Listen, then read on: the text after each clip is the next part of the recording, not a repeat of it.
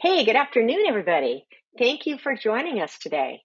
My name is Joni Ogg, and on behalf of TravelProfessionalNews.com, HomeBasedTravelAgent.com, and FindAHostTravelAgency.com, I want to welcome all of you to today's webinar, and I do thank you for taking time out of your day to be here with us. So we're going to have a really fun one today. We always have a fun one when Jenn Lee's on here, but this one's going to be super fun. So she's known, as you guys know, if you've listened to her before, which I know many of you do, she's a straightforward and energetic force in our industry. And Jenn is the Travel Planners International's Vice President of Industry Engagement and Support. She wears about 20,000 hats. She's not shy about her obsession with helping travel advisors, which is why she's here with us today. And we appreciate it. And her advice is always spot on and so relevant. And when she's not working, you're going to find her cheering on her Alabama football team and playing with her grandchildren. Even though they're horrible right and most of all, enjoying life with friends and always a nice glass of Pinot Grigio.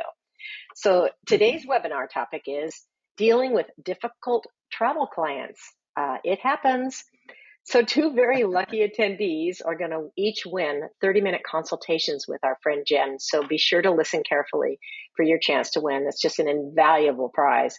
And remember, you are all muted, but we do welcome your questions, of course, at any time. And you can put those in the questions area that you see on the right-hand panel on your screen. And when the presentation's all over, we'll take as many questions as we can. Before we turn the microphone over to Jenn, Jenn sometimes does ask for some audience participation. And so if she does, that's the same place you'll be putting the questions in is where you'll be putting your comments. So I'm going to turn it over to my dear friend and let's get started. Welcome, Jenn. Thank you, Joni. Welcome, everybody. And yes, I am still cheering on Alabama, even though they do not look good this year. I'm not happy, but I'm still going to cheer them on.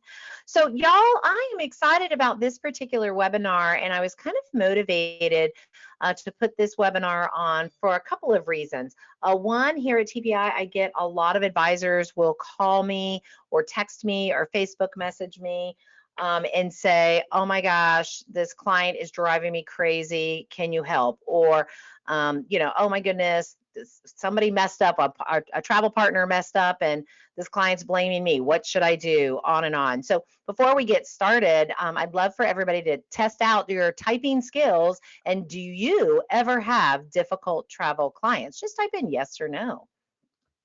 So we are going to cover a few things. Yes, Jenn. Yes. Okay. I'm like a lawyer. I never ask a question I don't already know the answer to. So this is where I find, and I was telling Joni, for this presentation, I've decided to use cute little kids on every slide. And the reason being is sometimes we feel like we've just got a bunch of children that we are working with. So I thought it would be apropos to include our cute children. But so we have difficult clients in a variety of different stages in the travel advisor journey with their client. In the quoting phase, right? Sometimes you've got a client that is, sending you too many options or continues to ask you a ton of questions and they seem very difficult, or they're texting you at midnight on a Sunday and again at 2 a.m. wondering why you haven't responded. They found yet something else they want you to quote on, right? So you've got that. Then you've also got difficult clients while you're curating the trip, in the middle of it. Maybe they're asking a lot of questions or they're denying some of the choices that they had already said yes to. And finalizing the trip. Maybe they're difficult when they won't fill out their credit card authorization form, or they haven't signed your terms and conditions, or they can't decide if they want to take travel protection or not. As you're trying to finalize everything and get this sucker going, you're going to run into difficult clients. And of course, during travel. And I find the next three are really the toughies.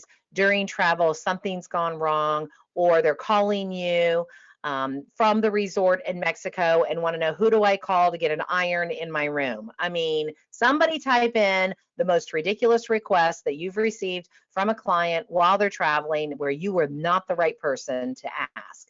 So during travel, we find that's the most angst. That is the most difficult of the difficult travel clients, a difficult time, I should say. And of course, then after they return, maybe they weren't happy, maybe they lost something and they feel like maybe you've got some sort of inspector gadget kit at home and you're going to find it for them. After they return home, they could be difficult. They want a refund. They want their money back. They want some concession because they didn't like what was going on.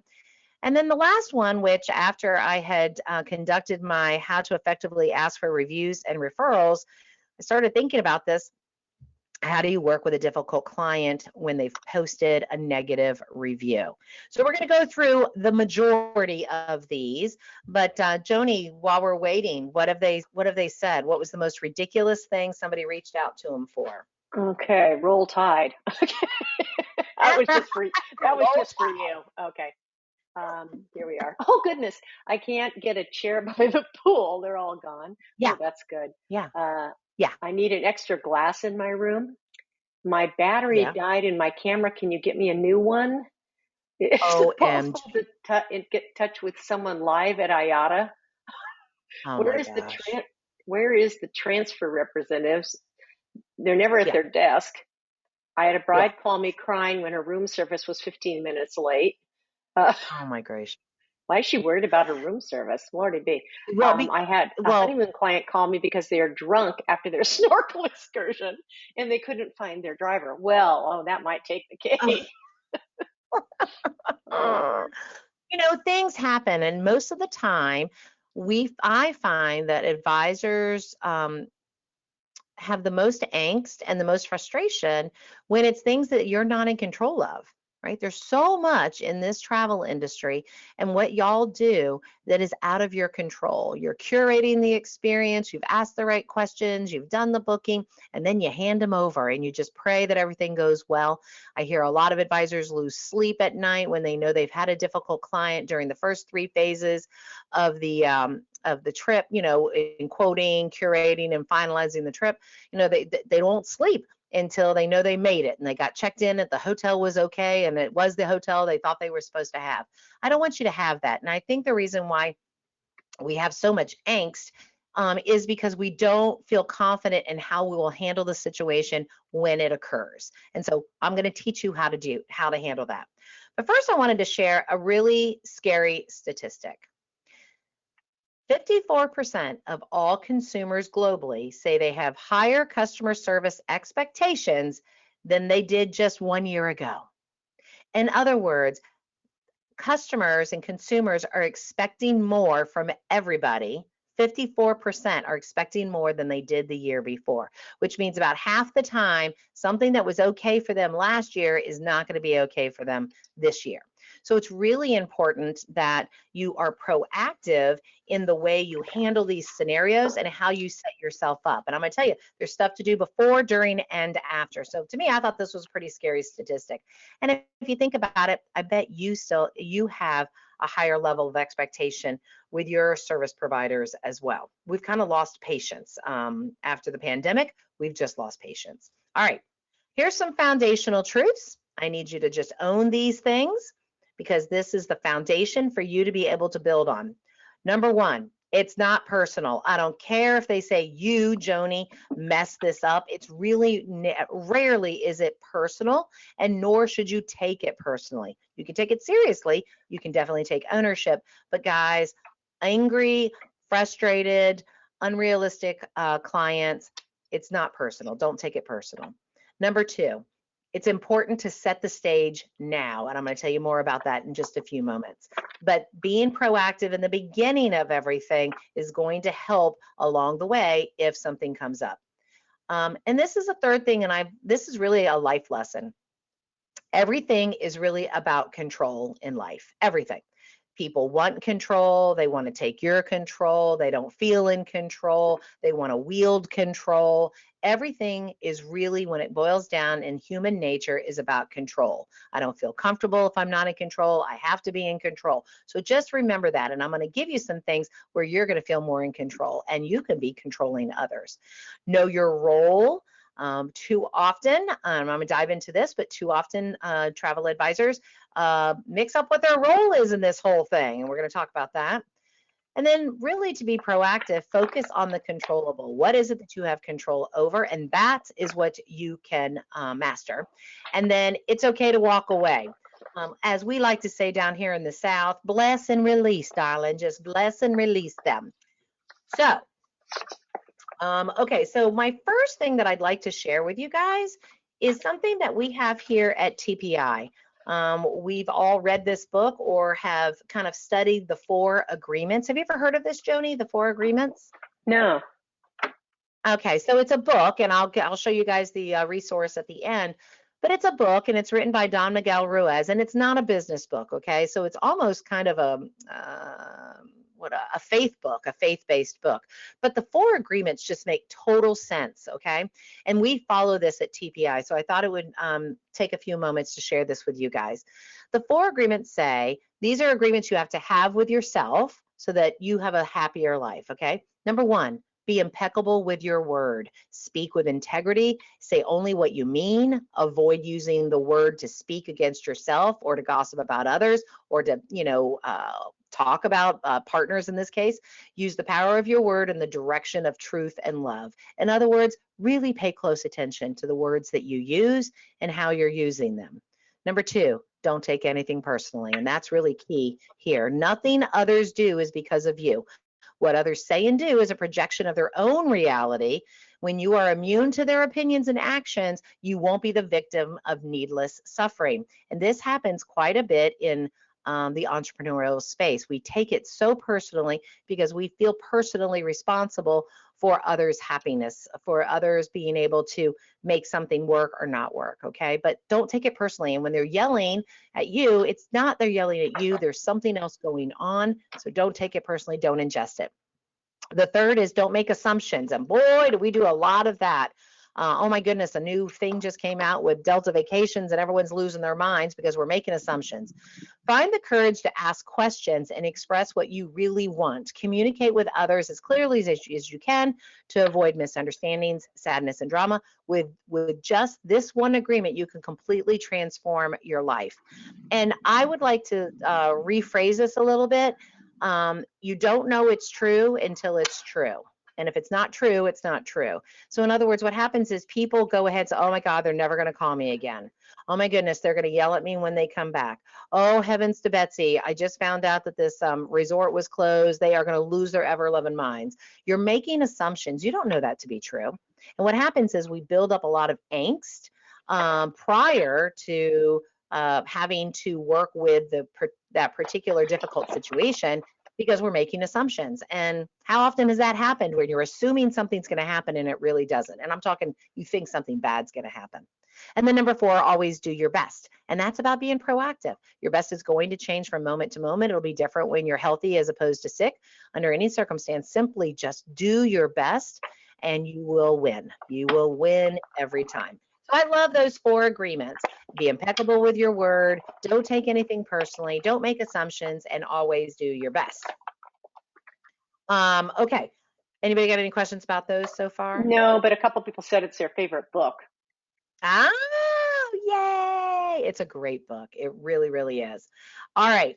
Now, number 1, we're going to talk about control and setting the stage now. So I'm a big believer, the more work you do up front, the easier your work will be afterwards. So setting the stage now means, and these are 5 different things that you can do that will help lessen the difficult client, okay? Number 1, have a strong terms and conditions in writing that your clients sign.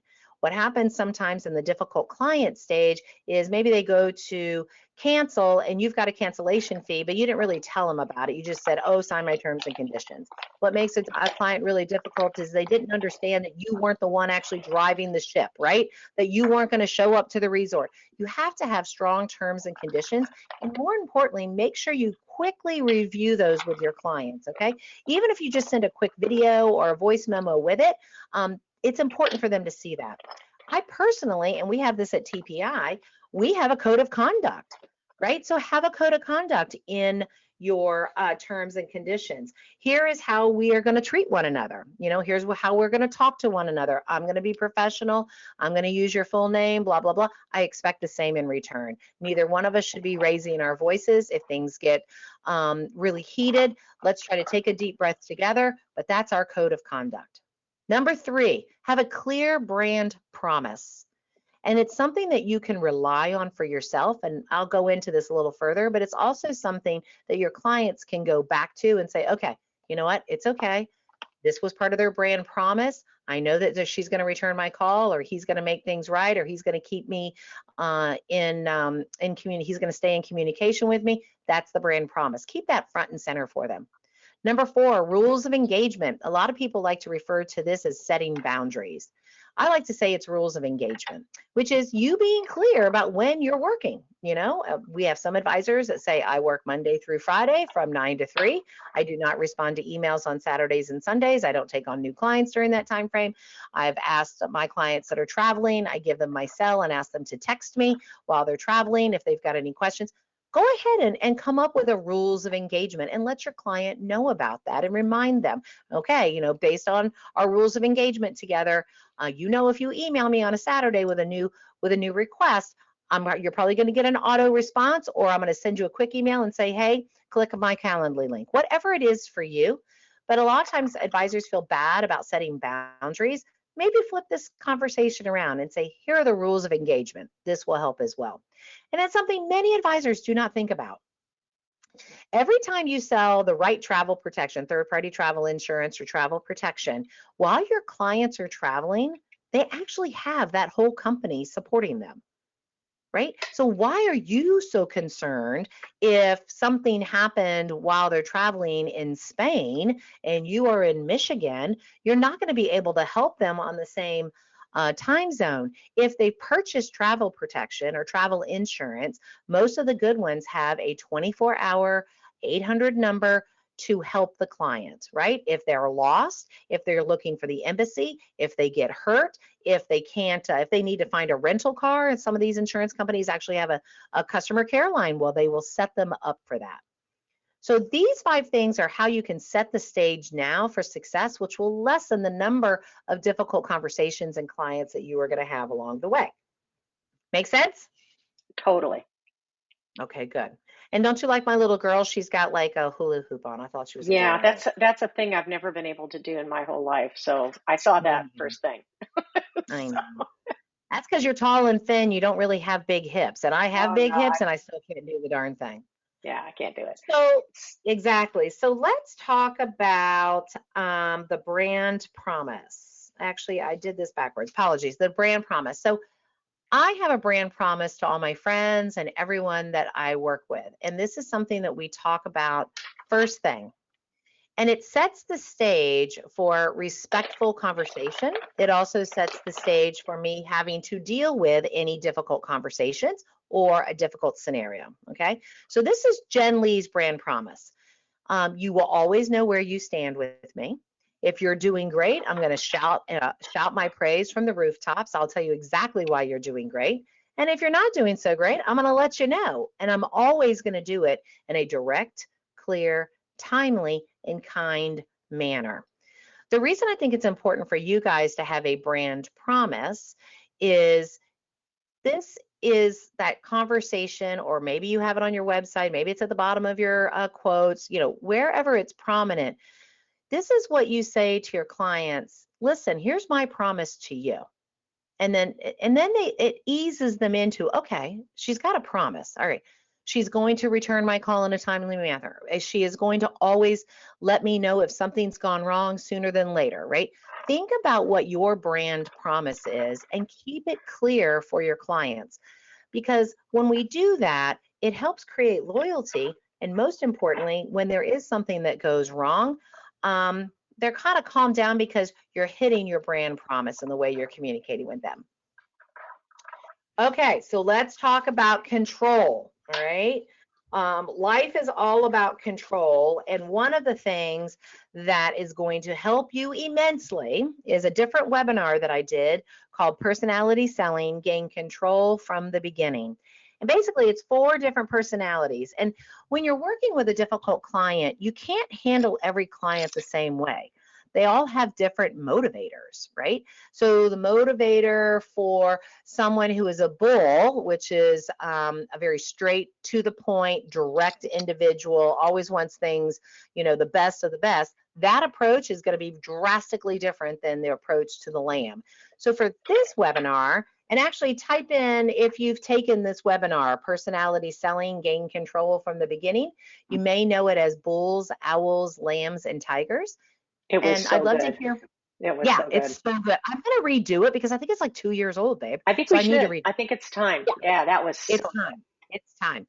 But so who's listened to that webinar? Bulls, owls, lambs, and I'm tigers, or looking. I'm personality looking to selling? see. Yes, it was awesome. I've listened. It was wonderful. I've listened to it more than once. Okay. And a bunch of people saying they're the bull. Yeah. That I'm the bull or they're the bull. Um, Yeah. all right. Yep. A lot of people. Okay, good. So if you haven't listened, or if you have, I want you to now think, Jenn Lee, you're right. I need to take into consideration what my personality type is versus their personality type. I have to alter the way I communicate or handle a situation based on what their motivators are. So briefly, a bull personality, their main motivator is curation, one of a kind experiences. So when they are going somewhere, right, or when you're curating that experience, you've got to help them understand that's why it's taking a little bit longer to get it to you. That's the reason why it's more expensive than what you told me your original budget is. Hey, listen, big guy, if you want this really unique curated experience, you are going to have a 5-hour layover. Otherwise, you're not going to get on the best plane, right? So as a bull, that's important to them. So as they're upset, think about what their motivators are and speak to that. An owl never wants to be wrong, ever, ever, ever, ever. They are the ones that'll probably be the most difficult clients, because if anything goes wrong, anything, it is like the world has come to an end. It is now a flattened surface because they feel like they've made a mistake and they've been wrong. So with owls, in the dealing with them, their conversations and stuff like that, always make sure you have things in writing and ask them to pull that writing out. And if something goes wrong, say, I'm going to give you some phrases, but if something goes wrong, say, hey, this isn't on you. This is on the hotel. You know what? We made a good decision together. Let me see what I can do to help you. But always make sure the owl knows they did not make a mistake, even if they did. And I'll tell you what to do about that later. Lambs, other people's happiness is critical. So they will also be highly upset if something goes wrong, or they're not getting what they need, or they're disappointed in it. So make sure you always highlight what did go right with the lamb. I understand that didn't happen, but tell me more about the actual excursion when you got to go dog sledding. It's almost like you have to change the conversation to get them to see the good. And then a tiger, they're not into details, and they're going to drive you crazy during the curation and the finalization of the trip. That's what makes them difficult. They forget to send you the passport information. They forget to sign the credit card. They thought they were going to Cancun, even though you told them they're going to Cabo. So with tigers, you've got to babysit them. Otherwise, they're going to become difficult because they're going to be calling you constantly. So with tigers, it's constant communication, constant communication, constant communication, so that they're not calling you at the last minute. All right, I'm going to pause here for a second. Based on what we've gone over so far, especially the 4 motivators, I'd love for somebody to type in maybe a recent challenge that they've had, or their last difficult client. What made them difficult? I'm going to give everyone a moment to do that. And just while everybody's having a chance to do that, a few people have asked about the link to that other webinar. I'm going to try to find it on my iPad while we're talking here and see if I can stick it in the chat. So just so you folks know, I'll try to find that for you. Yeah, I'll have to scroll down because it's been a while, but it's called I know, Personality exactly. Selling. From the beginning. Yeah. I'm looking. Anybody typing? Well, they're typing. Okay, I got to read them. They're only like, some have just been indecisive, whatever. Okay, this is a good one. This guy, boy, someone lost their luggage in Paris and wanted to cancel the rest of the trip. Wow.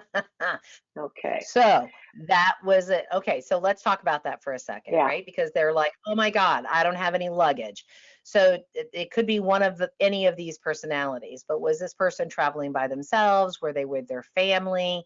Did they fly first class? Is this their first time or an only time they're going to Europe? Like, think about your previous conversation with them. So when you're in the qualifying phase, right? When you're talking to them and you're curating the experience, this is when you need to know what their personality type is like, so that when something does happen, you can go back to what you know is most important. Delta lost my luggage when I went to Europe. I was going to San Tropez. I was on Regent Seven Seas. I didn't have luggage for 8 days. They never got my luggage to me until I got home. So I had no clothes. I only had what I had on my, what I was wearing on the plane, and actually a quick change of clothes in my purse. I had no carry-on. I'm a tiger and a bull. I was like, I'm not about to go on 8 days without luggage. I'm not going to do it. I'm turning around.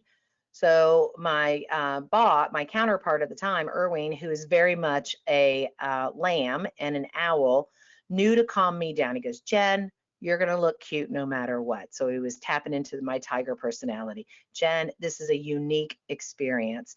You're going to love it. You've got a beautiful suite. Do not worry about the luggage. They will find it for you. You're a Diamond Medallion member with Delta. It's all going to be okay. And I got on the ship, and even though I didn't have luggage, I was really thankful that he understood my personality and what was important to me and used that to calm me down. Does that make sense to everybody? Yeah. To me, it does Okay, for sure. okay, good. All right, here's another really scary stat. And the reason I'm bringing this up is because it's going to lead us into our standard statements, our statements that we can use to calm folks down, to control the situation. So top reasons why US consumers switch to a new vendor, and in general, this is basically top reasons why people fire you, or people don't book with you any longer, or people don't like you anymore, okay? 40% say they feel unappreciated, right? 33% say not being able to speak to a person drives them crazy and they'll go on to somebody else. 30% said being passed around to multiple agents drives them nuts. And 28% says being put on hold for too long. Now, the reason I bring this up, even though it's a customer service, well, dealing with difficult situations, listen, it's easy to have great customer service when everything's going great, right? And when everybody gets along, right, Joni? That's the Oh, yeah. easiest time. Yeah. The hardest time is when you're working with someone who is challenging, a difficult customer, or there's a challenging situation that they're making even more challenging. So let's convert these four things into travel advisor speak. Feeling unappreciated. 40% say they'll go to somebody else if they feel unappreciated. So let's stay in the context of there is a situation going on. Really, what this is saying is you've got to show empathy, right? Understand where they're coming from. Okay, I can see why this is really frustrating to you. Even if you don't agree, you don't have to say, oh, I agree. I can see why this is frustrating to you. I really appreciate that you've brought that to my attention. Focus on how you can help somebody feel appreciated even when they're yelling at you. And I'm going to give you some tools for that in a second. But if they're yelling at you, if they're leaving nasty remarks, help them feel appreciated and heard, quite frankly. Not being able to speak to a person. This is one of my biggest pet peeves because I like to speak to humans. I don't want a bunch of emails back and forth. We're trying to resolve an issue together. I don't want a bunch of emails. I want you to pick up the phone and call me, or let me call you.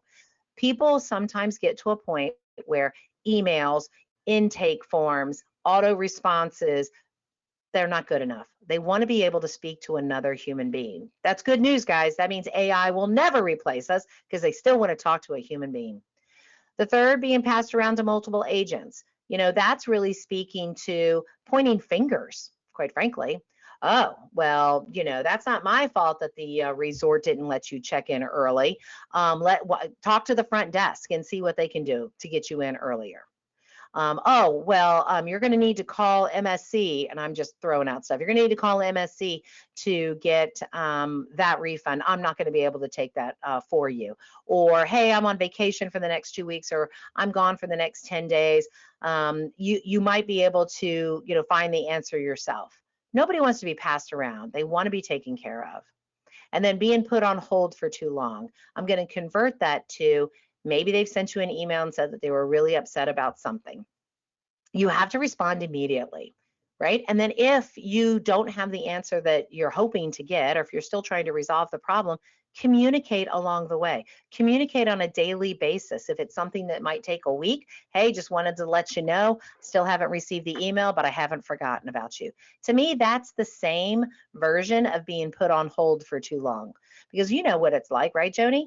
You get Oh, put on yeah. hold and it's the music and you're like, are they ever coming back? Do they even know I'm here? Do they care I about know. me? I You sure am wonder, don't feeling you? unappreciated. Huh? Yeah. Then the music's still playing, so you have some sort of hope and faith, right? So if we can look at these 4 things and understand why customers or consumers decide they don't want to do business with somebody any longer, it's most likely because there is a difficult situation and one of these 4 things was not being met, or all 4. All right. So I'm going to give you some statements that you guys can use, but I want you to understand this is not about, it's about being concise and in control of your responses. Okay. So let's try some of these statements. So, here are some example statements where you can say, hey, listen, I'm here to help. Tell me more, right? But you'll help them feel comfortable and it will calm them down if you repeat back to them. And this is called active listening. Okay, so if I understand you correctly, ABC did not do 1, 2, 3. And so we're looking for a C, D, E, and F. Is that correct? That's a good statement. Another one is, oh, I see what you are saying. That helps them, because understand is a good word, but I see what you are saying is a more emotional version. I see what you are saying. Tell me more, right? And then another version of that is what I'm hearing is you really enjoyed the cruise, but you were highly disappointed because you weren't able to get into that specialty dining. Is that correct? Right? So it's this active listening. That's the I'm here to help, and then they feel like they're being heard. Second portion is I have a solution, but let's use this to your advantage, okay? This, instead of going, hey, I can fix this, don't worry about it, I'll talk to you later. Instead, you know what? Feed that ego, show them that you appreciate them by saying, you're right. You know what? We need to do something about this immediately. Or you could say, as an immediate solution, I'd like to suggest, whatever that is, or here's what we can do for you, right? So the reason that I want you to think through this, I have a solution. I'll give you a real world example. I was just on the phone with an executive at a partner, and there's a pretty big challenge going on right now. And me and a couple of other people, we're pretty forward in our unhappiness. Direct, clear, timely, yet kind unhappiness. This person handled it beautifully. She not only said, hey, listen, I see what you were saying. Let's see if we can figure out a better way to do A, B, and C. I loved it when she said, I do have a solution. You're right. What if we did this? How would that help? Now everybody's calm. We're all on the same page together. And I promise you, half of what I want is not going to happen, and I'm going to be okay with it. Actually, 95% of what I've asked for is probably not going to happen, but I'm okay with it because I feel like I was heard, I was appreciated. And she used these statements. So this stuff works, guys. And believe me, I'm a fired up individual. It's tough to calm me down. All right, so here's some other statements. When you can't make it right, how often can you not change the cruise line's policy? How often can you not get an airline to fly through a hurricane? You can't make it right, people. There are things that are completely out of your control. How do you actually resolve? How do you actually talk to your client in a way that still lets them know that we're both in control, even though this is an uncontrollable situation, and you still maintain control over your brand promise, and your rules of engagement. So if you can't make it right, I love these statements. I completely understand where you are coming from and why you would want that. However, we're just not going to be able to accommodate at this time. We're just not going to be able to get you that refund. It's just not going to happen. And then shut up. Next one, as much as I'd love to make this right, we have exhausted all of our options. And then shut up. Where most people go wrong is you continue the conversation. As much as I'd love to make this right, we've exhausted all options. I mean, I've called them, I've emailed them, I've done that, I've sent out smoke signals. They just aren't listening. They're not going to make a change.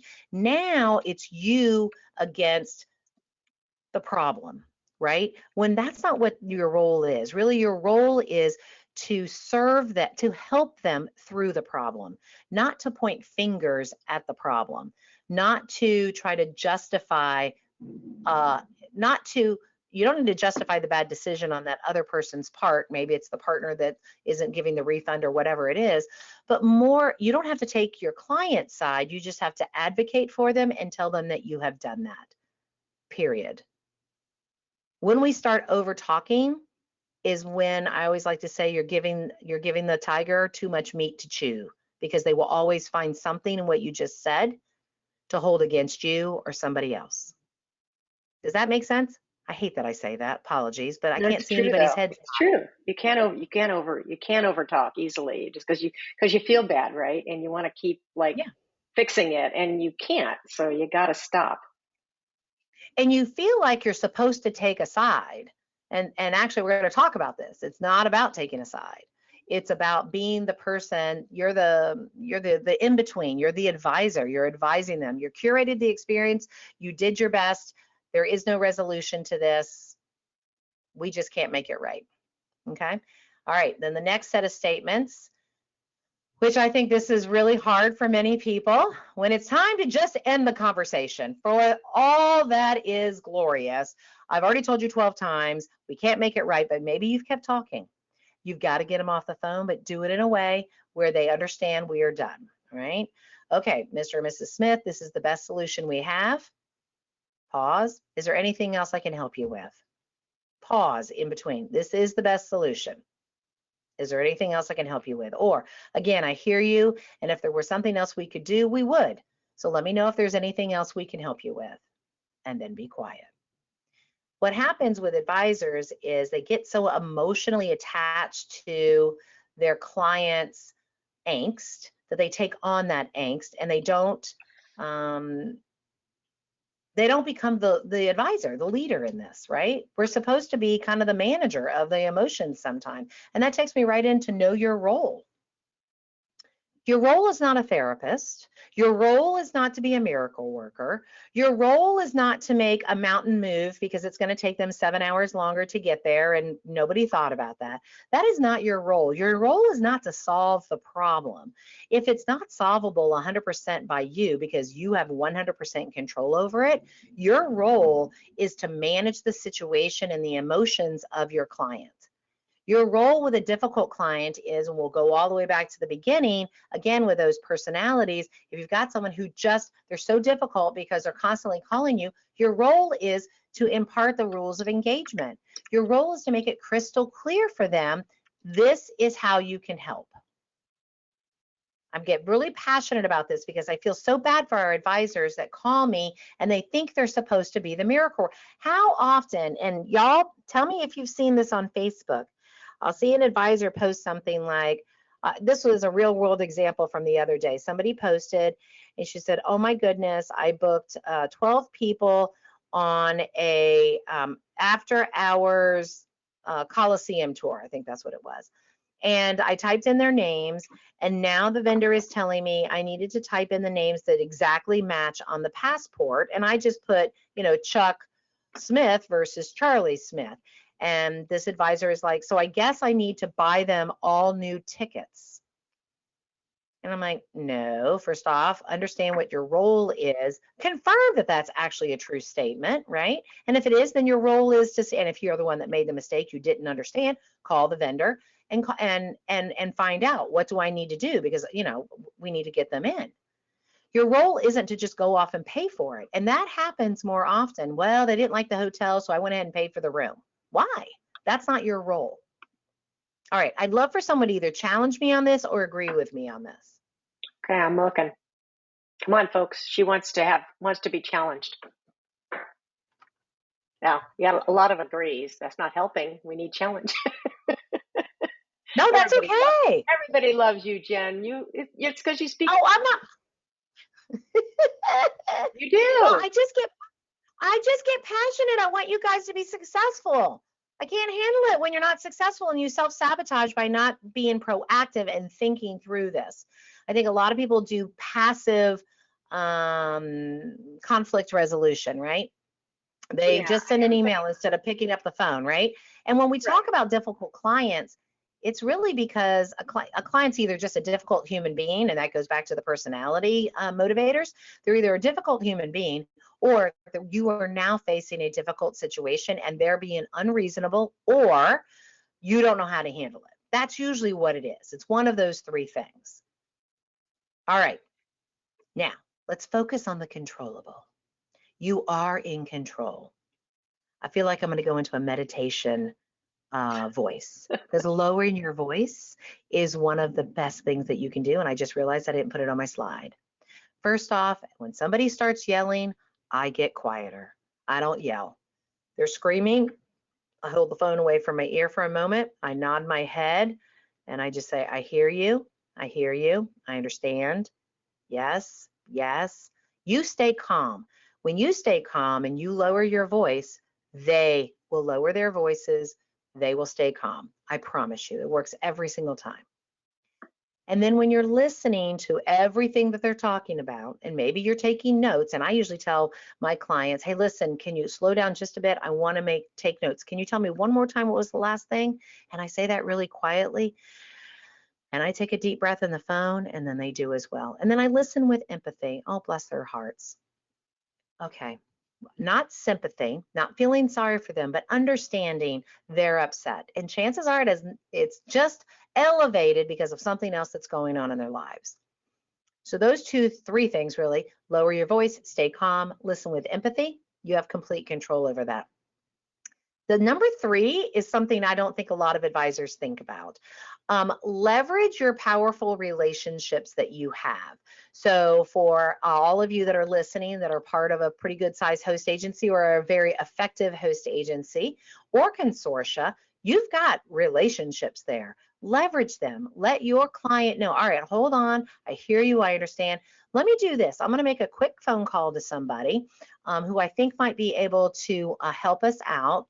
I'll call you back. And then call that person and say, but don't call and yell. Don't send a long email. I can't tell you the number of emails that we get at TPI from our advisors that are just at their wits' end, right? They're typing out everything that's gone wrong, and it's because they've tried everything to calm the client down or to get resolution through a call center. They've tried and they've tried, and by the time they get to us, they're so upset. Right? So now my role is to help calm them down so that we can get to it, so we can figure out what we can do together. So leverage those powerful relationships. Your BDMs, your strategic account managers. Calling with a problem should not be the first time you pick up the phone and develop a relationship with them. Make sure you're going to events. Make sure you're following up, telling them who you are. Have a 15-minute power session with them. When you're doing FAMs and you're going to trade shows, and maybe you're going to your consortia conference and you're meeting hoteliers and DMCs, keep those cards and leverage those relationships to help in your difficult situations, which you can then leverage and tell your clients, you know what, I've got the general manager's information. Give me a few minutes. Let me see if I can get them on the phone. I hear you. I understand what the challenge is. Then, number 4, make no promises you can't keep. In other words, don't say, oh, I'm going to get you a refund. Don't you worry about that. Nope, nope, nope, nope, nope, nope, nope. You cannot keep that promise. And number 5, do what you say you are going to do. If you say this is going to take me a few days before I'm going to be able to get back with you, then you best put a little task reminder, a little, I personally like the idea of, I flag my emails, and every day if I look at them and I go, okay, shoot, I still haven't gotten an answer to this person, I send them, hey, I haven't forgotten about you. I'm still waiting on this. Is there anything else I can help you with? And they always go, thank you for keeping, and they're calmed down because I've listened. I've shown them that I've responded. I appreciate them. They feel appreciated. They feel seen. Does anybody else have anything else they like to do that helps them calm folks down, things that are in your control? I'd love to hear your thoughts. Looking. Somebody did say, though, that she loves this webinar because it feels like Aww. they're doing things right, even when the clients sometimes make them feels like they're overstepping their bounds, which I get. Yep. You know, I don't know if I have this. Oh, I took it off. You back to being impeccable. Whoever just said that, thank you for that. Back to being impeccable with your words. Something somebody taught me a long time ago, and I think about this all the time. I never say anything, or definitely never type anything. I never say anything, whether in a private environment, a public environment. I never say anything that I wouldn't be proud of it being posted on a billboard on the busiest highway in Orlando. When you're impeccable with your word and you take that high road and you control what you can control, it might not resolve the problem and it may not calm them down, but you know you're doing your best. And that's really all we can do. And if you've got someone who doesn't appreciate your best, and you're definitely going to have that, you can still go to bed at night knowing nailed it. I did my absolute best and I held to my integrity. I was impeccable with my words. I was very proactive, and that's the best that I can do. There's a couple So, good yes. comments here. One person says that they're a big believer that it could be worse, and that's always true. And I try to find a way to make the client, I'm losing it, make the client see the glass half full rather than half empty, which is very good. Okay. Keeping clients in the loop is key, which is true. Let's see. Always try to treat them as if I want to be treated. Ooh, okay, wait. That person, that's called the golden rule. Wait, what's that called? The golden rule? I'm going to give you a better rule. The better rule is treat them as they want to be treated. Because the way you want to be treated isn't necessarily the way they want. It's a good thought and you're coming from a right place, but in reality, that's short-sighted. You want to treat them the way they want to be treated. That's where that personality, selling bulls, owls, lambs, and tigers, understanding the motivators, listening with empathy, asking questions, keeping the conversation, they'll tell you exactly what they need and want in that moment. But what you're saying is true. They're a human being. You wouldn't want someone yelling at you, so why would you yell at them, right? So just remember though, not the platinum rule is treat others the way they want to be treated. All right. God, I feel like I'm in an ethics class right now. Okay, going on. Kind of are. I kind of am. I'm in an ethics class. I hope I'm doing okay. I'm not even a professor. Okay. And when all else fails, it's okay to walk away. Do not be abused.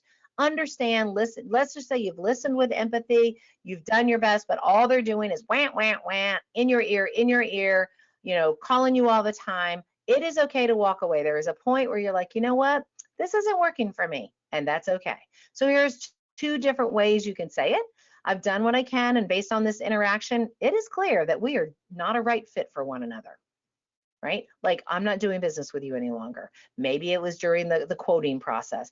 I got to tell you, after 47 emails to me, I am definitely not the right travel advisor for you. We are not the right fit together. And then be quiet. You'll be amazed how many people will go, wait a second, I think you're the best advisor I've ever had. Okay, well then let's go back to the rules of engagement, which are in code of conduct, which is there is no reason for you to be yelling at me. I want to help you and I'm here for you, but I'm not going to be treated this way. I'm not going to be spoken to this way. We will no longer be doing business together. The next one is thank you for your consideration in working with our agency. I just don't see us as a good fit together. It's okay, guys. You have every right to not choose to, as they like to say in the industry, fire a client. I like to say bless and release. And most importantly, one of my big business mottos is in business, it has to make you money and bring you joy. It has to do both. It has to make you money and bring you joy. And if you've done all the things right from the very beginning that we've talked about, you're proactive, you have terms and conditions, You know, you've talked about the code of conduct, the rules of engagement. You've encouraged them to buy travel protection. So while they're traveling on their 14-day European trip, you've got another layer of protection over there, someone else there to help you. If you've done all of this and they're still going to be nasty to you, it's perfectly fine to say this is just not a right fit. And I encourage you to do so. And you'll be surprised the number of people that will turn around and go, oh my God, you were like the best. What do you mean? You're firing me? Well, yes. Remember I told you I was going to be direct, clear, timely, and kind? Yes. I almost had a client cry once, Jen, when I fired him, because it was really kind of sad, but honestly, he was just wasting my staff's time and my time buying Amtrak tickets from San Diego to Los Angeles and changing them every other minute. Yeah. I finally told him I thought there was an advisor down the street, another agency that might be a better fit because they did a whole lot of Amtrak. And he got really upset and sad, but he left and I was so happy. Yeah, they get over it. Don't worry about it. They get over it. You're not that important, people. Okay, I just want to let you know you're not that important. You are important, but it's kind of delusional to think that if you fire a client or if you tell a client we're not a good fit, that you know they're going to jump off the next bridge. That chances of that happening are pretty slim, to almost none. So do it in a professional way. All right. I think I've come to the end. I feel like I want to go back though. First off, we've got just, oh shoot, we're almost out of time. Okay, here are the resources. I want to take questions if anybody has them. Yes. Oh, you put it right there. Oh, forgot. I've been working all over looking for this stupid thing. Well, it's on Travel Professional News, y'all. If you click on Video Library, scroll down to Host Agencies, and just keep scrolling, you'll see these little thumbnails. And actually, if you email me, I'll send you the links to both of these webinars. I'm happy to send those to you. I think these will be good marketing verbiage that grabs and keeps their attention. What I like about this as a resource for you is I help you understand the right words and the not so right words to use during the selling and marketing process, which will again set you up and tee you up for success so that you're not attracting the type of people that do not understand who you are and what your role is. So true. All right. And there's my email. Have any questions? And then we'll do the prize giveaway after we see if we got anybody's. I think you've answered everybody's. Everybody just loved this, by the way, Jen. I'm getting like all these. Well, somebody did have a question, and I think that, you know, it's a valid question. So do you worry if you fire a client that they're going to talk badly about you? Oh, and I never touched on reviews as well. No, I don't worry about that. Let them. Here's the thing, if you do, that's on them. That's not on you. And quite frankly, people who know you and know your professionalism, they're going to stick with you. I can't tell you the number of times in my career where people have said, oh my God, that Jenn Lee, she is crazy. I don't like her, blah, blah, blah. You know what? I always listen to feedback. I want to learn more. I want to know why. What's the perception? Why is the perception there? But if after I make some adjustments and I'm still me, you still don't like me, you still don't think I do a good job, that's on you, and that's okay. The reviews, guys, I totally forgot to touch on the reviews. But if you get a negative review, the best thing to do is to respond immediately. Not with, well, you were the biggest jerk I'd ever worked with, and, you know, go on with your bad self. But something like, you know, hey, Joe, I remember you and I talking about how frustrating it was that the hurricane canceled your cruise. You know, it was an unfortunate situation, and I sure hope we can work together again in the future. You know, tell the truth, because chances are what they're saying is not true. Most of the time people have courage behind the keyboard. They've misunderstood what the situation is. You've not made it clear what your role is. Again, if you go back to the beginning, to the very, very beginning, and understand the basics here, the foundational truths, and you set yourself up, you set that stage now, you have a greater chance of not running into difficult situations and difficult clients in those situations. And if anybody wants this PowerPoint, if you guys want this PowerPoint, you can email me and I will send that to you. And her email is coming right up in a second, I'm sure. I gotta tell you, I love using these little kids. This was fun. Yeah, they're really cute. Oh my goodness. Here we go. There she is. Jenn L. Okay. Yeah, Jenn L at tpionline.com. If you email me, and just put, webinar. I'll send you this and the 2 links to the 2 webinars that we were just speaking about. You rock. All right. So folks, Back. to answer one of your questions, everybody's asking if this webinar is being recorded. Yes, all of our webinars are recorded that Jen's doing for us, and they all appear at travelprofessionalnews.com. If you click on hosted webinars, and then you click on recorded webinars, and then you look for from host agencies, that's where you'll find Jen's webinars. So this one that we do today will probably be up there in about maybe 4 or 5 hours. So, it might not be there right away, but it'll be up there a little bit later today. So you can kind of go there. If you ever want to see any of our webinars that have been done, they're all right there. So now I think we have some prizes to give away, and we have some questions.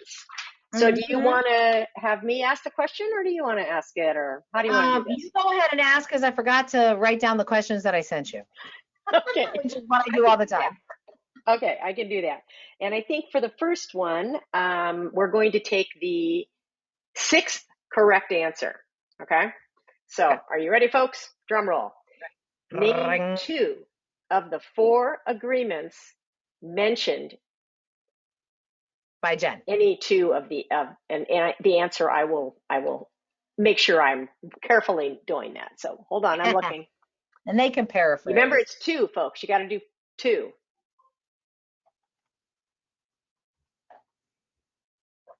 Hold on. Got to enlarge this. Okay. And if you're a TPI advisor, you don't need to do that. You can call me anytime. You get access to Jenn Lee anytime. Okay. We have our winner. We have a winner, and that is Jennifer Mitchell. Jennifer, congratulations. And the answers that she provided to us were be impeccable and don't take anything personally. A lot of people had that exact same answer. So congratulations to all of you for listening so carefully. You're going to win a 30-minute consultation with this infamous Jenn Lee. And I don't know how anybody couldn't like Jenn Lee, so that's their problem. All right, question 2. Jenn Lee's brand promise is? It's 4 words. I'm taking the 7th one, folks.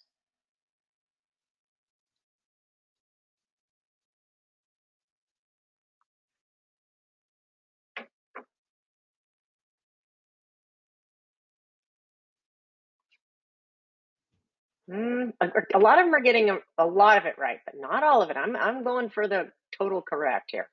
Got to be correct. It was 4 words. Okay, we have it. And it is Lori Wilson. Lori, congratulations. And the answer is direct, clear, timely, kind. There you go. Good job, Lori. I will tell you guys, that communication style, or that brand promise, you can use that anywhere in your life, with your friends, with your family. If you're a direct person like I am, it's an absolute gift to give somebody this, because they always know where they stand with you. They never have to worry.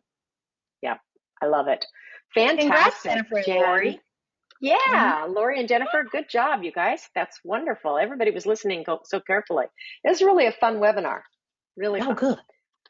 All right. Well, folks, I guess this is it for today. I want to thank all of you for being on here with us and for the wonderful comments. It's always so fun when we do webinars with Jenn, because I get so many comments to respond to, and to see how happy you all are with how she's providing this amazing content. So Jenn, you are a rock star, and thank you very much for being here. And folks, have a wonderful rest of your day. We will be reaching out to you and letting you know. We're going to send Jenn your email address. It's Jennifer and Lori, so she'll be reaching out to you to communicate. Well, Thanks, everybody. Have a great rest of your week. Take care. Bye-bye. Bye.